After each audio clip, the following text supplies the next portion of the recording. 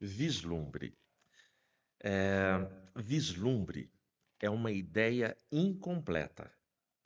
Nós vemos, mas a gente não tem uma visão plena, completa de toda a cena, de toda a paisagem, de tudo que nós estamos investigando. Ou seja, é um vislumbre apenas. Em relação ao reino de Deus, qual tipo de situação, qual tipo de vislumbre a gente pode ter? O reino de Deus, nós experimentamos e desenvolvemos o nosso relacionamento com Ele em duas realidades: a realidade do já e a realidade do ainda não. Ou seja, segundo palavras de Cristo no Evangelho, o reino de Deus já chegou a nós, mas ele ainda não chegou de forma plena. Portanto, o reino já está entre nós, mas ainda não de forma plena. Forma plena apenas na volta do Filho de Deus, transformado, exaltado e glorificado. E esse é o detalhe. Diante disso, a pergunta que fica é: será que é possível termos vislumbres do reino de Deus? Será que é possível nós termos uma visão, uma ideia, ainda que incompleta, a respeito do reino que está prometido e do qual nós somos participantes? Eu vou ler um texto aqui para você, se você tiver com a sua Bíblia, abre ela no Evangelho de Mateus, capítulo 16, é o versículo 28, é o último versículo do capítulo. Diz assim: Em verdade eu vos digo, alguns dos que estão aqui não provarão a morte, até que vejam o Filho do Homem vindo em seu reino. Fecha os olhos. Senhor, muito obrigado por esse momento. Obrigado, Senhor, pela tua palavra. Obrigado, Deus, por ser cidadão deste reino e termos expectativa, fé e esperança na plenitude do reino entre nós. Nos ensina, nos orienta, nos edifica na palavra. Em nome de Jesus eu oro. Amém. Primeira coisa, quando Jesus fala, ele diz: Em verdade eu vos digo, alguns dos que estão aqui. Quem são esses? Que público é esse que Jesus está falando? No mesmo capítulo 16, se você permaneceu aí com a sua Bíblia, o versículo 21 fala para a gente quem é o público de Jesus. Olha o que diz o versículo 21. Desde esse tempo começou Jesus a mostrar aos seus discípulos que ele deveria ir a Jerusalém e sofrer muitas coisas dos anciãos e dos principais sacerdotes e escribas, e ser morto e ressuscitar ao terceiro dia. Portanto, o público dele, que ele começa a mostrar, a ensinar, são os seus discípulos. Então, o grupo para o qual Jesus dirige essa palavra são os discípulos. Os discípulos, eles eram ali um grupo extremamente privilegiado. Por quê? Eles estavam vivendo a realidade do já na sua plenitude, como poucos viveram. Pelo fato de que eles testemunharam, eles estavam testemunhando a vida e o ministério de Jesus real time, em tempo real, ao vivo, frente a frente, no presencial, não era uma live. Era o Jesus pregava e eles ouviam as palavras, sentiam as emoções. Jesus operava um milagre, eles viam com os próprios olhos. Jesus ressuscitava um morto, fazia um paralítico andar. Então, os discípulos, eles estavam vivendo a realidade do já de forma plena. Eles presenciaram o reino de Deus que chegou a nós, na pessoa do Rei do Reino, o Senhor Jesus. Bom, então a gente já identificou exatamente o público aqui. Jesus está falando, em verdade eu vos digo, alguns dos que aqui estão. E aí Jesus continua nesse versículo: não provarão a morte até que vejam o Filho do Homem vindo em seu reino. Olha o que Jesus está falando. Alguns de vocês que estão me ouvindo agora, vocês não experimentarão a morte sem que antes vejam o Filho do Homem vindo em glória no seu reino. O que Jesus está dizendo é que parte daquele grupo iria ver a concretização do ainda não, que é o que ainda não aconteceu. Eu e você estamos esperando a segunda vinda, a volta de Jesus para buscar a sua igreja. Quando ele voltará, segundo as Escrituras, em poder e grande glória. Ele não virá mais na pele de um bebê indefeso, mas ele virá com milhares e milhares dos seus anjos, dar um ponto final na história e resgatar a sua igreja. E Jesus está dizendo para aqueles homens que viveram há 2000 anos atrás e que todos já morreram, que antes deles passarem pela morte, eles teriam a visão, eles veriam Jesus glorificado no seu reino. Vislumbres. Antes de eu te responder se isso aconteceu, eh, eu lembro quando nós estávamos numa viagem e a gente, ao voltar para Campinas, era perto de passarmos numa praia que nós gostamos muito. E nesta praia tem ali uma hamburgueria que nós queríamos saborear aquele hambúrguer. E aí nós passamos lá. Estávamos eu, Regina, Mariana e Leandro, meu genro. Chegamos nessa praia à noite, comemos o hambúrguer. Leandro ainda não conhecia, era a primeira vez que ele ia lá. Amou o hambúrguer, nós matamos a saudade. E mesmo à noite, nós falamos assim: vamos até a praia, só para o Leandro ter um vislumbre. À noite, fomos até o cantinho da praia onde a gente sempre fica na areia. Aí deu para ouvir o barulho. Você sabe que a onda, a espuma do mar, ela é branquinha, mesmo com o luar e a noite, dá para você ver todo aquele movimento e dá para ter um vislumbre. É uma visão incompleta, você não vê o todo, porque é noite. E eu diria para você que, mesmo sendo apenas um vislumbre, o Leandro amou. Ele se apaixonou pelo lugar. Ele falou: caramba, eu acho que eu nunca vi uma praia assim. E olha que ele já viu praias de dia. Recentemente, nós fomos nessa praia.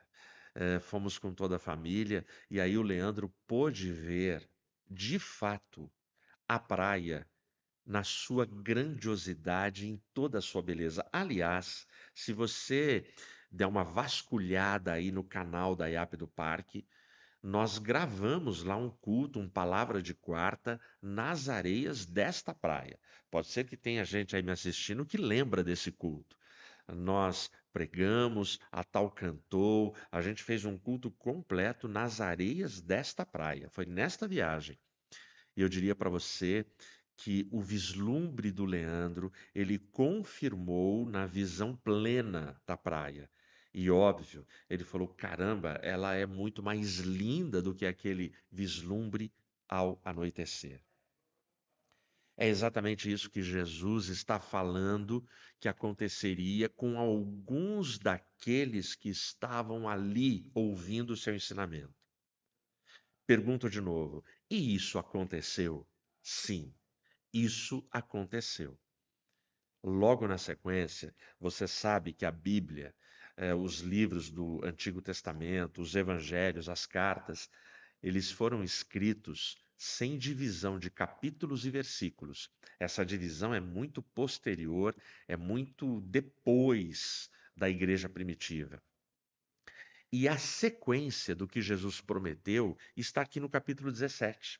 O versículo 28 é o último versículo. Eu vou ler o 17 de 1 a 8. Acompanha na sua Bíblia. E 6 dias depois, portanto, menos de uma semana depois, Jesus falou o que ia acontecer e ele realizou o que ele prometeu 6 dias depois. E 6 dias depois, tomou Jesus consigo a Pedro, a Tiago e a João, seu irmão, e os conduziu à parte a um alto monte. E transfigurou-se diante deles, e a sua face resplandeceu como o sol, e as suas vestes estavam brancas como a luz. E eis que lhes apareceram Moisés e Elias, falando com ele. E Pedro, tomando a palavra, disse a Jesus: Senhor, é bom estarmos aqui. Se queres, façamos aqui 3 tabernáculos: um para ti, um para Moisés e um para Elias. E enquanto ainda falava, eis que uma nuvem luminosa os cobriu, e da nuvem saiu uma voz que dizia: Este é o meu filho amado, em quem me comprazo, escutai-o. E os discípulos, ouvindo isso, caíram sobre as suas faces, temeram muito. E vindo Jesus, tocou-os e disse: Levantai-vos e não temais. E eles, levantando os seus olhos, não viram a nenhum homem, senão só a Jesus. Esse é o momento do Monte da Transfiguração. O que Jesus prometeu no último versículo do capítulo 16 aconteceu 6 dias depois, conforme esses 8 primeiros versículos do capítulo 17. Jesus pega Pedro, Tiago e João, portanto, alguns dos discípulos que ouviram o ensinamento dele, e leva eles até o monte. E o texto diz que lá ele transfigurou-se. Eu não consigo encontrar palavras e exemplificar para você a grandiosidade do que aqueles 3 discípulos viram, a visão que eles tiveram. Eu diria que é inenarrável. O evangelista diz que o rosto de Jesus brilhou como o sol. Tenta imaginar o que é o brilho do sol, o nosso astro mais poderoso que a gente tem no céu, dos astros celestes, concentrados no rosto de um homem. Portanto, eles olham para o rosto de Jesus e o texto fala que o rosto de Jesus brilhava na intensidade, na potência, na energia, na grandiosidade do sol. O texto diz que as vestes de Jesus ficaram brancas como a luz, portanto, estamos falando de uma luz muito poderosa. Sabe a luz de LED que nos impressiona hoje em dia? É, pode colocar essa luz de LED no chinelo, não dá para comparar com o que estes 3 viram. Bom, a imagem é grandiloquente, a imagem não dá para a gente traduzir em palavras. Portanto, Jesus falou que antes que alguns dali morressem, veriam o Filho do Homem na glória do seu reino, como será a volta dele. É exatamente estas imagens que o livro do Apocalipse narra sobre a aparência de Jesus na sua volta e no seu reino.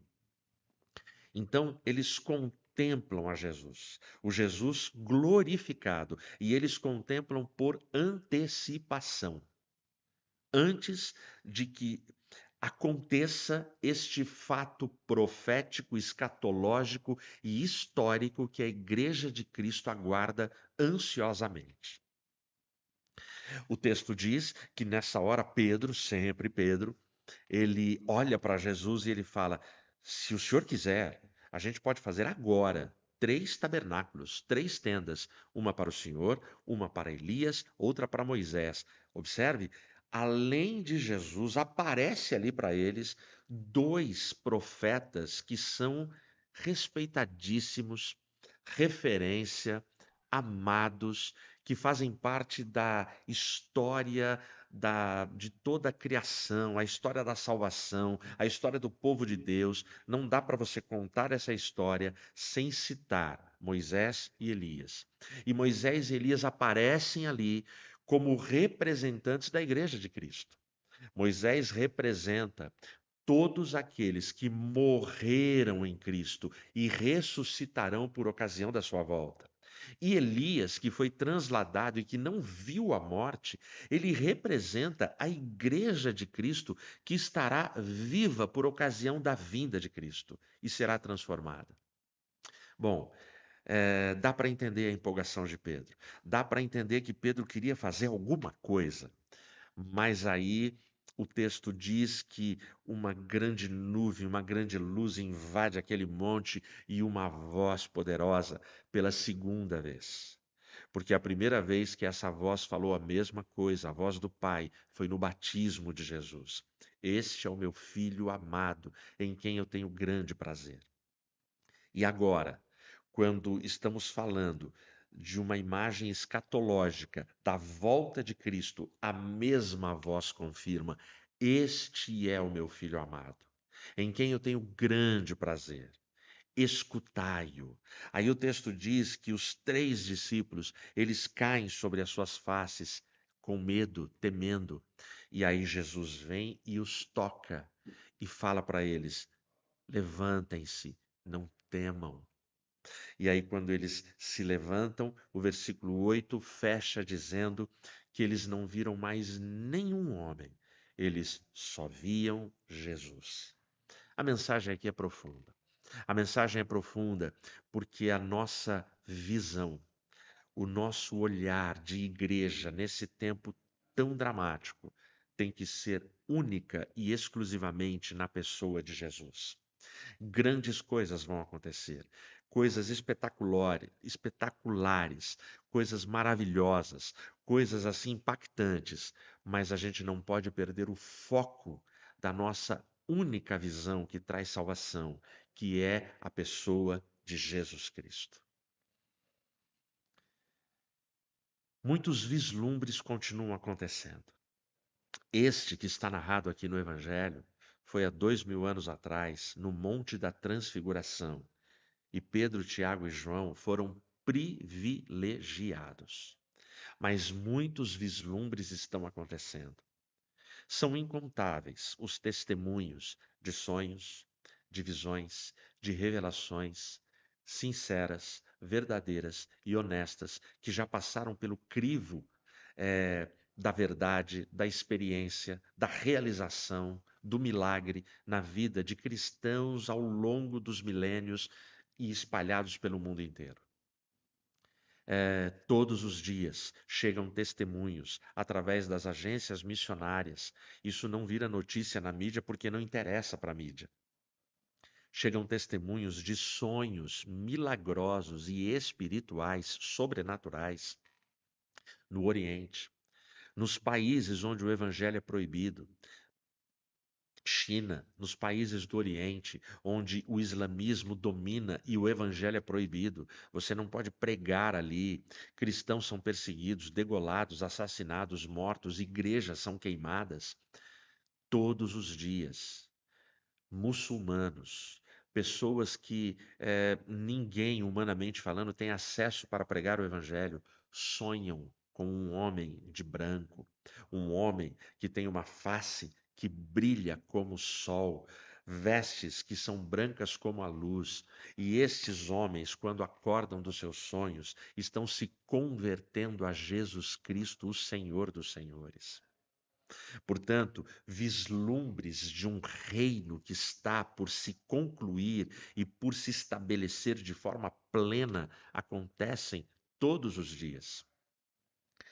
Até mesmo superando o brilho das chamas do incêndio no Havaí. E é aqui que eu vou terminar. Ana Carolina Penedo, uma brasileira residente em Lahaina, uma das ilhas que foram devastadas pelos incêndios que aconteceram ali no Havaí. Trabalha lá, residente lá, estabelecida lá. Ana Carolina Penedo me chamou muito a atenção a reportagem, vários veículos de imprensa, da grande imprensa, narraram o drama dessa garota. Ela conta que ela e sua mãe, elas se jogaram no mar para fugir do incêndio. Ela conta que ela perdeu tudo, perdeu casa, perdeu bens, perdeu eh, tudo que ela tinha, tudo que ela tinha. Ela simplesmente se salvou com a roupa do corpo, ela e a mãe. A mãe, ela conta, não sabe nadar. A mãe não sabia nadar. Ela teve que mergulhar, cair na água com a mãe e ainda sustentar a mãe. Elas conseguiram achar, localizar, se aproximar de algumas pedras e se agarraram nessas pedras. De um lado chama, do outro lado oceano, a água batendo nas pedras e ela nas pedras.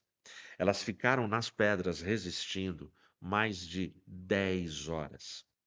Ela conta que por muitas vezes, ela achava que as duas iam morrer, porque ela via, as duas testemunhavam, muita gente na água morrendo por não saber nadar e por não resistir e esperar tanto tempo.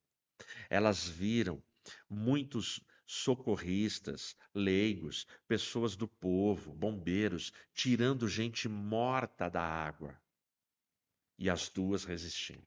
Até que elas conseguiram ser retiradas, sobreviveram e estão vivas. Ana Carolina conta que não houve nenhum aviso na ilha, não tinha um plano de socorro, não tinha nada. E ela diz de forma categórica, foi terrível, foi horripilante, foi um negócio medonho.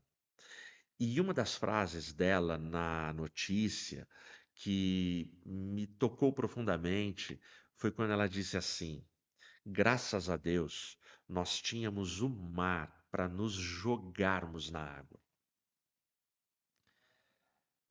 Deixa eu te dizer, eh, qual é a lição que fica do Monte da Transfiguração? Qual é a lição que a gente pode aprender com o Monte da Transfiguração? Aquele vislumbre do reino que os três discípulos tiveram. Pedro, ele passa para a gente. Pedro estava lá. Na sua segunda carta, olha o que Pedro escreve. Eu vou ler para você. Capítulo 1, a partir do versículo 16. Porque não seguimos astuciosamente fábulas imaginárias, ao vos anunciar o poder e a vinda do nosso Senhor Jesus Cristo. Porém, fomos testemunhas oculares de Sua Majestade, porquanto ele recebeu de Deus, o Pai, honra e glória, quando lhe veio uma voz da magnífica glória: Este é o meu filho amado, em quem me comprazo. E ouvimos esta voz que veio do céu, quando estávamos nós com ele no Monte Santo. Pedro está lembrando da experiência no Monte da Transfiguração. Agora, olha o que ele vai dizer no verso 19. E temos também uma palavra de profecia mais firme, a qual bem fazeis em estar atentos, como a uma luz que ilumina em um lugar escuro, até que o dia amanheça e a estrela do dia surja em vossos corações. A lição que Pedro assimilou, se eu fosse sintetizar para você, é: existe uma luz que ilumina em lugar escuro. Existe uma luz que ela nos dá vislumbres e ela ilumina em lugar escuro. A palavra de Deus. É esta lição que Pedro traz do monte. Pedro aqui amadureceu. Pedro aqui tirou da cabeça a ideia de fazer tendas num momento único que foi passageiro, porque acabou ali a transfiguração, eles desceram porque a vida continuava. Então Pedro aqui ele já entendeu que nós temos as nossas possibilidades de transfiguração. Como? Através da palavra. É o que a palavra diz, é o que a palavra revela. Está aqui neste livro para mim e para você. No Havaí, segundo palavras da Ana Carolina Penedo, não teve aviso, não teve socorro, não teve um plano, não teve resgate a tempo para salvar uma cidade inteira. Ela perdeu a casa dela, mas ela diz que a cidade inteira foi arrasada, não sobrou nada. Mas na palavra de Deus existe o aviso, existe o alerta e existe o socorro, mas as pessoas não querem ouvir. Lá no Havaí veio o fogo. No nosso planeta, a palavra avisa, também virá o fogo. Mas a palavra também avisa: virá o Filho de Deus salvar a sua noiva, a sua igreja. Quem quer ouvir? Quem ouvirá? Quem vai buscar a salvação? Quem está disposto a se render a Jesus Cristo? A Ana Carolina, ela diz: graças a Deus tinha um mar para a gente se jogar. Deixa eu te falar, no meio do caos, do incêndio cultural, filosófico, político, econômico, no meio do incêndio que está o mundo, eu e você, a palavra nos diz, temos um oceano e um mar para nos jogarmos, e se chama graça. Mergulhe na graça. Mergulhe na graça. A Ana Carolina e a mãe dela ficaram lá ali na graça, na água, por 10 horas. Mergulhe na graça e não saia mais até chegar o socorro. E o nosso socorro virá na pessoa do Senhor Jesus, que vem vindo resgatar a sua igreja. E todos que estiverem mergulhados na graça serão salvos, transformados e ressuscitados para viverem eternamente com Ele. Não perca os vislumbres do reino e se prepare para a realização plena do reino entre nós. Que Deus te abençoe.